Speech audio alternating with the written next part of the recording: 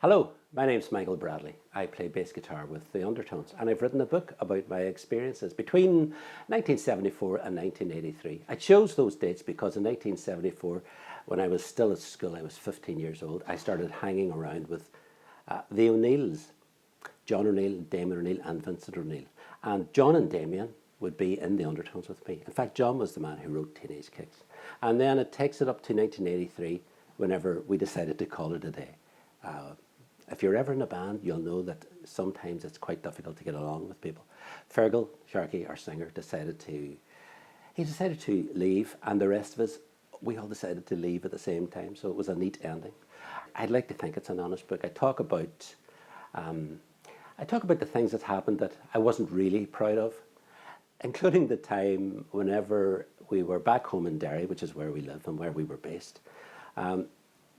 Billy, our drummer, Damien, the guitar player, and myself, we were sitting in O'Neill's house one day, and for some reason we decided to approach our local newspaper to see if they wanted to do an interview about the Undertones, because we'd been on top of the pops. You know, we'd toured America with the Clash and so on, and we were at a loose end. We thought, we'll go down. So we went down to the local paper. They weren't really interested. They sent one fella out from out to the front desk. He kind of asked us a few questions, and he wrote down some things.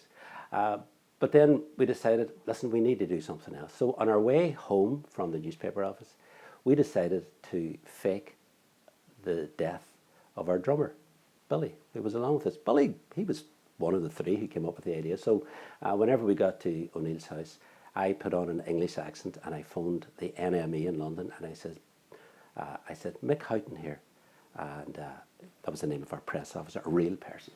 And I said, the Undertones drummer has been killed. He's been run over by a bus. And it's a terrible, sad story. And the person in the enemy wrote all this down and went, oh my God. So we hung up the phone, we went back in to watch TV.